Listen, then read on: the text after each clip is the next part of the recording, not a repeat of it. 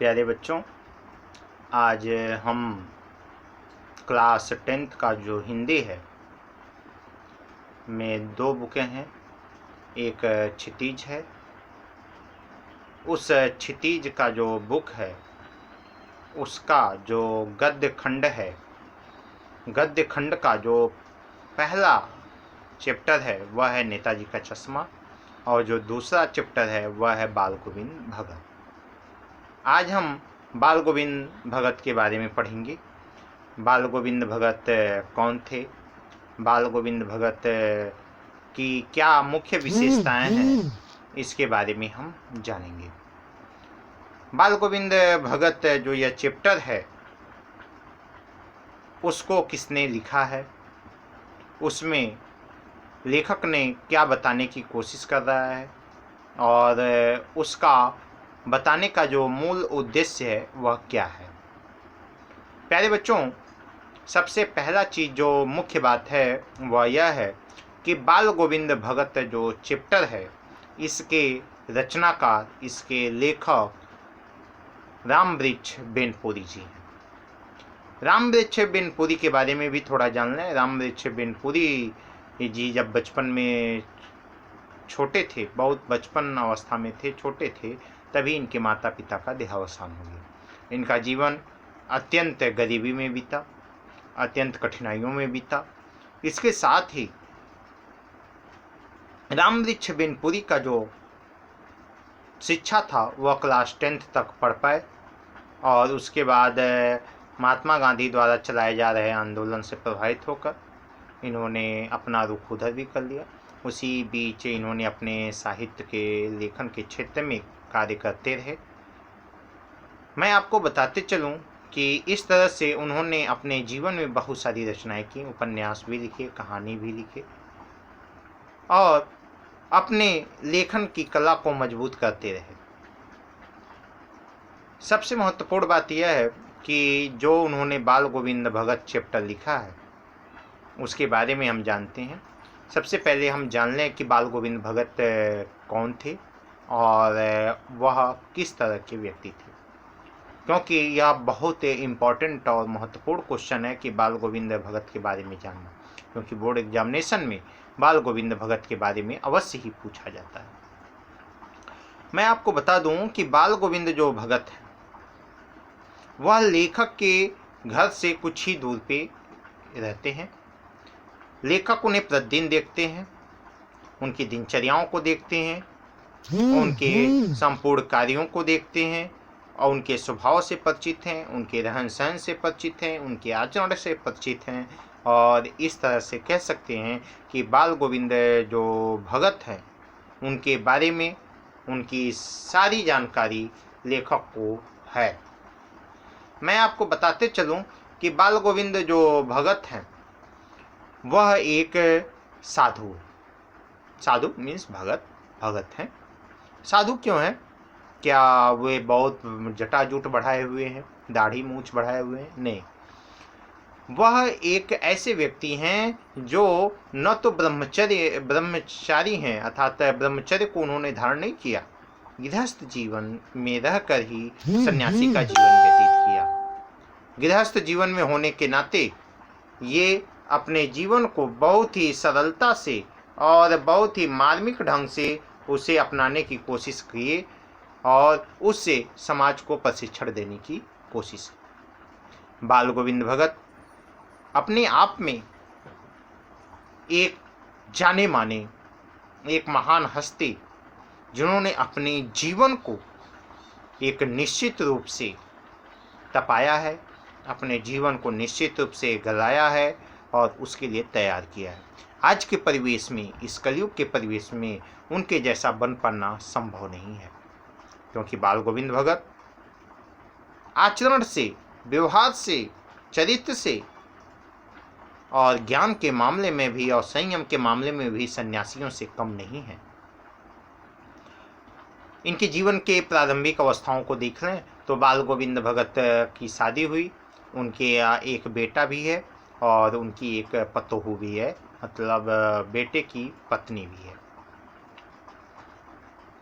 होता क्या है कि पत्नी कुछ समय बाद चली जाती हैं, गुजर जाती हैं, और घर में केवल वह बाल गोविंद भगत, उनके बेटा और उनकी बेटे की जो पत्नी अर्थात बाल गोविंद भगत की बहू, ये 3 सदस्य हैं। समय व्यतीत होता चला जाता है। बाल गोविंद भगत गोरे चिट्टे और हिष्ट पुष्ट व्यक्ति हैं, पर उनकी दाढ़ी मूछें नहीं हैं। वे अपने सर पे कबीरपंथी टोपी लगा के रखते हैं, और इसके साथ साथ वह कबीर के सिद्धांतों को, कबीर के आदर्शों को, कबीर के बताए गए नियमों का पालन उन्होंने अपने जीवन में किया है। बाल गोविंद भगत का जो यह चैप्टर है, उसमें यह बताने की कोशिश की गई है इस चैप्टर के माध्यम से कि बाल गोविंद भगत का जीवन एक सन्यासीमय जीवन है। वह सुबह उठते हैं, नहाते हैं, नहाने के लिए नदी पे जाते हैं, वहाँ से नहाने के आने के बाद में वह सुबह शाम दोनों समय भजन और कीर्तन करते हैं, और इसके साथ साथ वे अपने बाकी समयों को परिश्रम में, अपनी आजीविका के चक्कर में भी व्यतीत करते हैं। वे जब खेतों में खेती करते हैं, फसलों को बोते हैं, आप खुद ही फसलों को काटते हैं। जब फसल तैयार हो जाता है तो उसे सीधा अपने घर नहीं लाते हैं, बल्कि वे उस फसल को, उस अनाज को कबीर का जो मठ है वहाँ पे ले जाते हैं। वहाँ पे चढ़ाने के बाद में जो कुछ भी उन्हें मिलता उसे प्रसाद के रूप में वह घर लेकर आते और उसी से अपना खर्च और गुजारा करते। कबीर दास के सिद्धांतों पे चलने वाला यह महान व्यक्ति बाल गोविंद भगत कभी भी किसी की भी वस्तु को कभी हाथ नहीं लगाते थे। ये इनकी सबसे बड़ी विशेषता है, और अगर बहुत ही आवश्यक होता तो उस व्यक्ति से बगैर पूछे उस सामान को नहीं छूते। कहा जाता है कि वे अपने जीवन में जब भी शौच करने जाते थे तो वह अपने ही खेत में बैठते थे, किसी दूसरे के खेत में नहीं बैठते थे, ताकि दूसरे का फसल या दूसरे का खेत को नुकसान न पहुंचे। इतना ही नहीं, वे संगीत में भी बहुत महारत हासिल किए हुए थे। वह सुबह और शाम जब भी उन्हें मौका मिलता तो ईश्वर की भक्ति में वह संगीत को गाया करते थे। संगीत के माध्यम से लोगों के दिलों पे राज करते थे। जब बरसात के दिनों में जब रोपाई का कार्य चलता तो उनका शरीर कीचड़ से लथपथ होता, तेज हवाएं चलती, बारिश भी होते, और उस झमाझम में मेढक की टर की आवाज़ें भी निकलती। लेकिन उनका जब संगीत चलता तो मानो चारों दिशाएं महक उठती थीं। उनके उस संगीत से अपने आप में प्रकृति खुद तालमेल बिठाने लगती, और लोग उनके साथ बिना गाए नहीं रह सकते थे। ऐसे व्यक्ति जिनका जीवन अपने आप में ही एक सन्यासी की तरह है, उसके बारे में लेखक लिख रहे हैं। उन्होंने सन्यासी होने का जो एक विशेष गुण है कि मोह से ग्रसित न होना, ये भी उनके अंदर देखा गया है। बाल गोविंद भगत जो थे, एक समय उनके पुत्र का मृत्यु हो जाता है, और वह क्या करते हैं, अपने पुत्र की लाश को बाहर निकाल के और सफ़ेद कपड़ा उड़ाने के बाद में वहीं पे आसन जमा के बैठ जाते हैं, और खूब अपने आप को समर्पित करते हुए वह संगीत गाने लगते हैं। और वो बहू को भी समझाते हैं कि आत्मा कभी मरता नहीं है, शरीर केवल मरता है, और यह आत्मा या भगवान का अंश है, और यहाँ से यह निकलकर उसी परमात्मा में विलीन हो गया। इसीलिए हमें दुखी नहीं होना चाहिए, रोना नहीं चाहिए, हमें बल्कि खुशियाँ मनानी चाहिए कि आज यह परमात्मा का छिटका हुआ अंश आज उस परमात्मा में विलीन हो गया है। और वे रोते नहीं हैं, लेकिन बहू की यह जो विश्वास था वह इस सिद्धांतों को नहीं मानती, इसलिए वह बहुत ज़्यादा व्याकुल हो रही थी। इसलिए बाल गोविंद भगत ने उसके भाई को बुलाकर उसके साथ उसको विदा कर दिया और कह दिए कि इसकी कहीं दूसरी जगह योग्य लड़का देख के शादी कर दी जाए।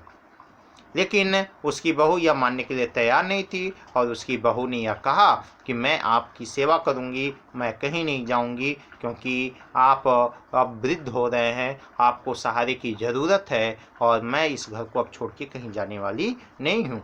लेकिन उन्होंने गुस्से में आके यह बताने की कोशिश किया कि अगर तुम यहाँ रहोगी तो मैं छोड़ के चला जाऊँगा, और अगर मैं रहूँगा तो तुम यहाँ नहीं रहोगी। इस शर्त पे उसे अपना घर छोड़ के जाना पड़ा।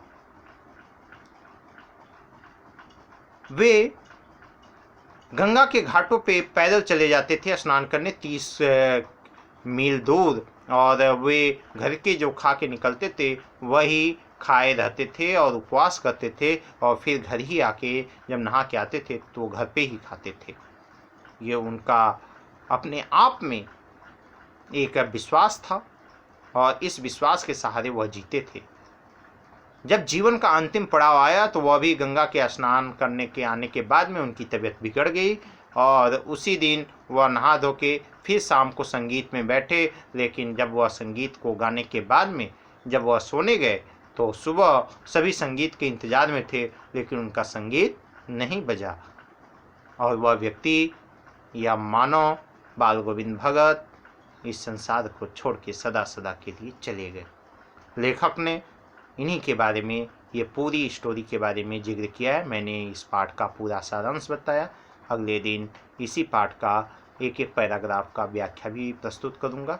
आज के लिए इतना ही। धन्यवाद।